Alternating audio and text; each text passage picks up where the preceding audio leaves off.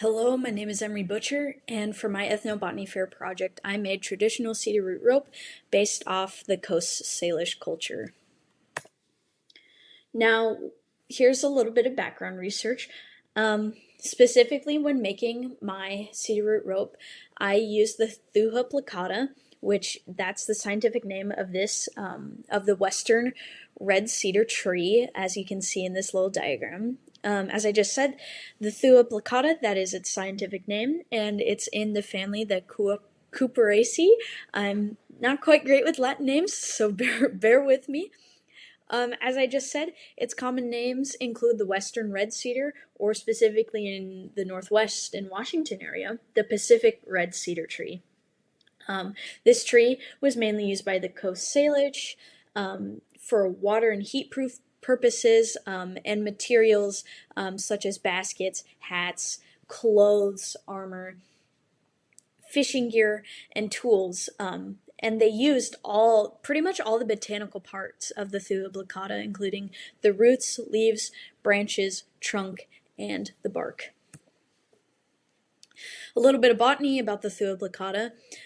Here's a big, beautiful Thuja plicata that is actually just right outside my house. I have a bunch of these where I live at my home. And so I took a picture of that. Here, this tree is ranging from 150 to 230 feet. The western red cedar tree is incredibly strong, incredibly durable. At the top left, we have circled in yellow the thin roots kind of at the top of the soil that the western red cedar tree has. Very easy to find. When you find a red western cedar tree, very easy to just brush the dirt right off top, and there you find the thin roots. Obviously, deeper in the ground, there are the thicker roots and even the taproot. Let's see, at the bottom left, we have an image circled in green, and that is of the central trunk and the bark. Now, the bark is long, thin, grayish brown, and it's in vertical bands. Very, very bendy, very, very flexible. You can turn into rope, cordage, all sorts of different things. And actually, same with the cedar roots. Very bendy, very durable, very good for cordage and weaving. At the top left, we have an image of the leaves, which are green, scaly, and a little bit moist sometimes. They can be a little oily. And on these leaves contain the female and male reproductive parts. So circle in red, we have the female parts that are in egg-like shaped cones, obviously containing the eggs ready to be fertilized. And then at the bottoms of the foliage, the tips of the leaves, we have the male reproductive parts circled in blue, which contain the pollen and the sperm ready to fertilize. Then at the bottom right here, we have circled in purple are the withes and the branches of the western red cedar tree. The branches are very, very thick, very sturdy, not very flexible. So the Coast Salish actually used the branches for kind of harder tools and harder purposes. And the withes are kind of like the undergrowth branches, and those are actually more flexible and more bendy. Alrighty, so the Pacific red cedar tree, you find this along the coast, the west coast, excuse me. This plant originated along kind of like the northern west coast area from the southern British Columbia all the way to northern California. You'll find them in lush forests, along swamps, along banks, along streams, anywhere where it's very humid, and you can even find them up in high mountain ranges such as the Cascade Mountains in Washington State, which stretches all the way down. Now, as I mentioned at the beginning of this presentation, the Coast Salish culture, which originates from southern British Columbia all the way to southern Washington, actually, they heavily use the Thuja plicata, not only for survival, but even for thrival purposes, ceremonies, and rituals. It's really the heart and symbol of their community, of their culture. It's very, very important to them because of not only the physical and chemical properties, but the spiritual beliefs behind it. Now, what parts were used? The Coast Salish culture used just about every botanical part of this tree. They used the withes, the branches, the barks, the central trunk. They used the roots and the leaves for chemical and physical properties, although they only use the leaves for chemical properties for medicinal value. Now, they heavily used these parts, the other parts, excuse me, besides the leaves, for physical properties. So we see here they would weave baskets, they would make hats, they would make ceremonial objects, they would make rope, they would make fishing gear, canoes, longhouses, all sorts of different materials and tools out of the branches, out of the withes, out of the roots, out of the bark, out of the central trunk, and for medicinal purposes, out of the leaves. So over here, we see a Coast Salish woman to the left of the screen weaving a traditional hat among the Coast Salish culture. And then at the bottom left and kind of like the top, at the center of the slide, we have images of both cedar root rope and cedar bark rope. And then all the way to the left of the screen, we see an image of the central trunk that was carved and used for canoeing and fishing gear. And then at the bottom, we have a Coast Salish woman harvesting the parts of a western red cedar tree. Now, the Coast Salish did not domesticate or cultivate this tree, however, they did harvest it. And traditionally, the men would go out and they would cut down the tree and they would take out the central trunk, parts of the central trunk, and they would strip the branches. While the women would come out and they would carve out different parts of the tree, such as the bark and the leaves and the roots. And they would use it for many purposes. One other way they would harvest it is they would leave the tree standing. So they wouldn't actually chop down or kill the tree, but they would leave the tree standing, and the women would go out, just as seen in this image, and would harvest different parts of the tree, keeping a very close watch on how they were affecting the tree and making sure they're not damaging or hurting the tree in any way. Alrighty. The Coast Salish, as I said earlier, very, very useful in their culture for survival and for thrival. It is truly the heart and symbol of their culture, not only because it has brought great means of survival for them and has brought them long prosperity, but it also has brought them religious value, and have many stories and tales and folklore of how their great spirit had come upon this tree and given it to them as a present. It has great, great meaning in their lives. Now, unfortunately, because of how strong and durable these wonderful trees are, it is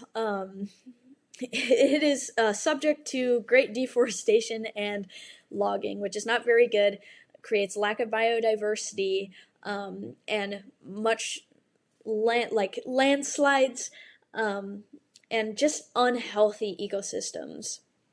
It even has caused some cultural stress among the Coast Salish.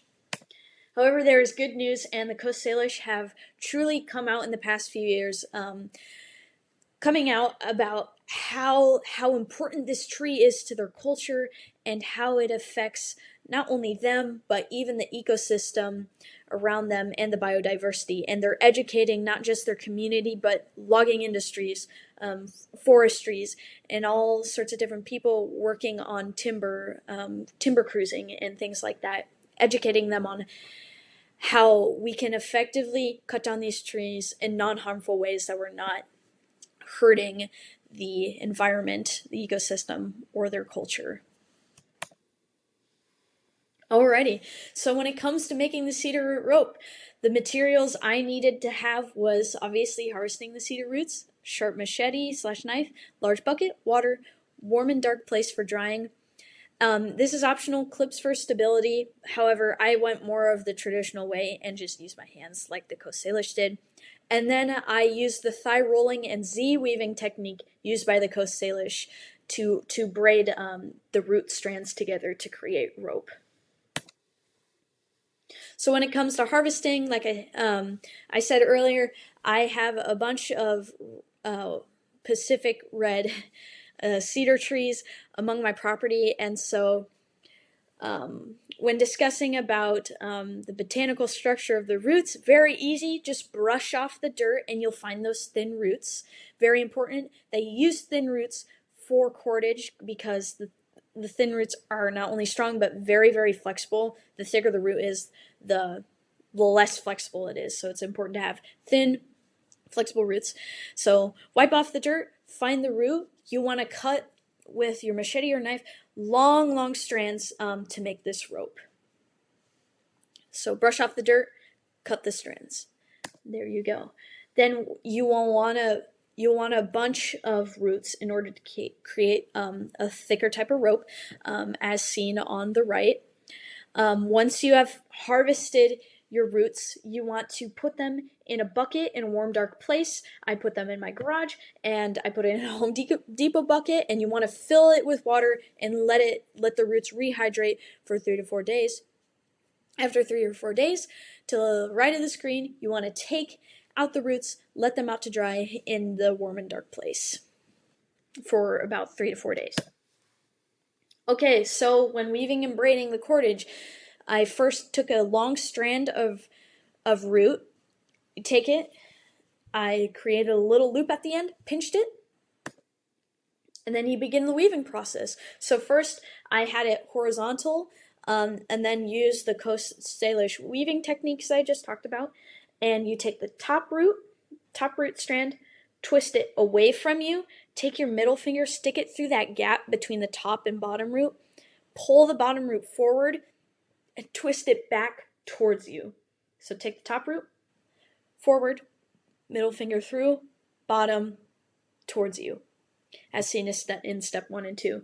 And then as seen in step 3, inch your fingers along and pinch that weavage, pinch that braiding. And then you continue the process as seen in step 4. And continue the process as seen in step 5. And then in step number 6, once you get 4 inches towards the end of the roots, the Coast Salish had a way of making a knot at the end, not a usual knot, but kind of a backwards knot. And in step 7, you make a loop out of the 4 inches left of root that you have at the end, and then you want to poke the 2 strands behind the hole and through, as seen in step 8. So not a regular knot, but a knot that goes kind of backwards and through that hole. Then in step number 9, you want to pull it tight and you have your knot. However, the knot is still a little loose. So in order to tighten this knot, the Coast Salish would inch the knot right and left constantly until the knot is tight and in a ball, as seen in step number 11. And in step number 12, there you go. You have your long strand of cordage made out of one single long strand of root. So here's my final product. I made a bunch of I made a bunch of cedar root rope, and I coiled it up, as seen at the left of the screen. And then in the middle of the screen, we can see the rope in action. So the Coast Salish would use cedar root rope or cedar bark rope, and they would braid it together. They would make the rope, and they would use it to bind materials and tools. So I simply took 2 cedar branches and I tied the branches in an X shape, kind of resembling one of their traditional fishing tools, and I wrapped up the cedar root and I tied it really tight. And I must say, very strong and very durable, and that knot was pretty darn tight. And to the right of the screen, there's a little close-up of the final knotting on the branches. So that's it for this presentation. Here are my citations for my background research and on the botany and Coast Salish culture. I did take a lot of photos out of my own backyard of the Thuja plicata. However, there were several images that were not mine, and so here is the credibility and permission citations that I have received and put on this slide. So Thank you guys, and I hope you had a great winter quarter.